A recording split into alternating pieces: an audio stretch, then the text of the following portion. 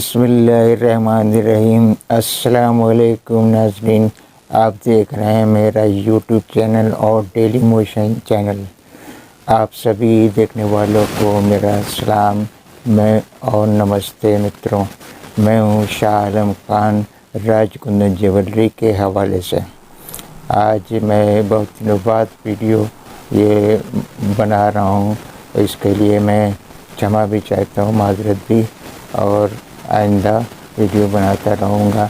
जैसे कि पहले मैंने वीडियो में कुंदन कब ईजाद हुआ और कौन शौकीन था, क्यों ये मशहूर है, इसके बारे में बताया। आज मैं बताऊँगा दरअसल ये जो आभूषण है यानी कि जेवर है, ये किस तरह से वजूद में आया और अपने हिंदुस्तान में कैसे और कब किस टाइम पे इसका वजूद उभरा और कहाँ से कहाँ पहुँचा।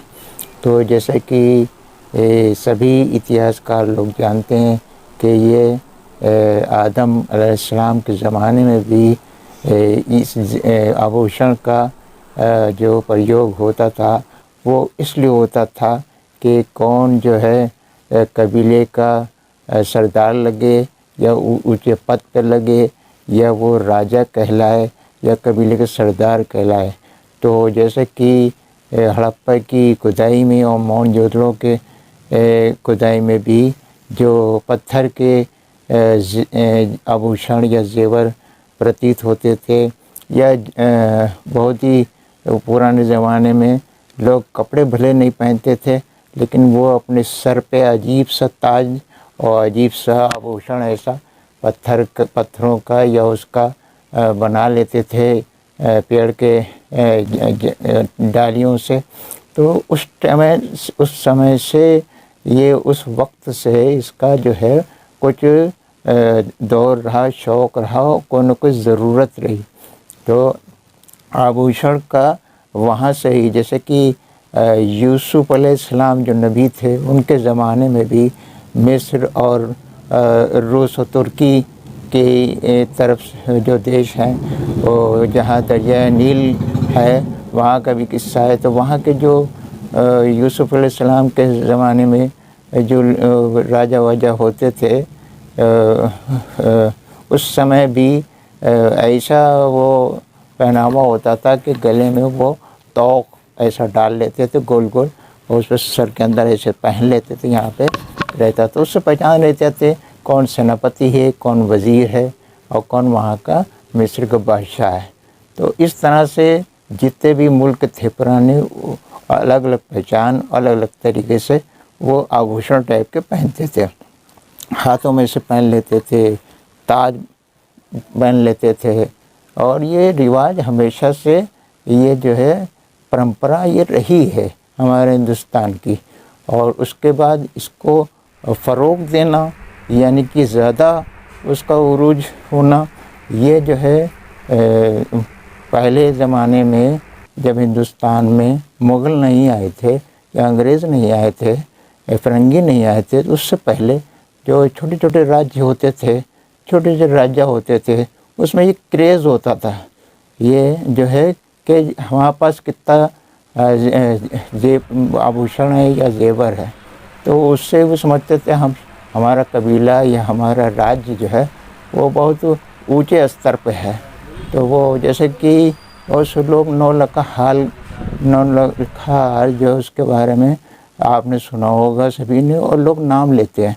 तो नौलखा हार जो है वो क्या है? दरअसल वो 9 लाख का नहीं होता था। उस ज़माने में 9 लाख की बहुत अहमियत थी। आज तो 900 करोड़ 900 अरब का हो तो भी कम है। तो उस ज़माने में एक राजा हुआ करते थे, वो एक पुरानी ब्लैक एंड वाइट मूवी भी आई है जिसका नाम ही नौलखा हार था। तो आपको मैं बताता हूँ कि नौलखा हार का क्या चक्कर है।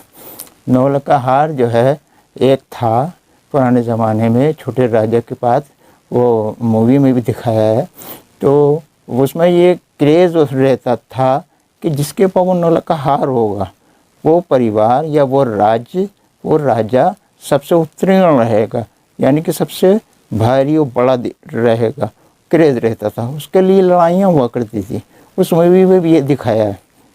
तो लिहाजा जो है वो नौलख हार जो आज भी कहलाता है, तो वो एक कहावत के तरीके से वो हो कितने का भी, लेकिन महंगे से महंगा है तो आदमी उसको उदाहरण देता है और उसकी जो है वो मतलब मालियत को बता करके अपने को ऊंचा और सम्मान महसूस करता है वो, कि मेरे पास इतना कीमती जो है हार है।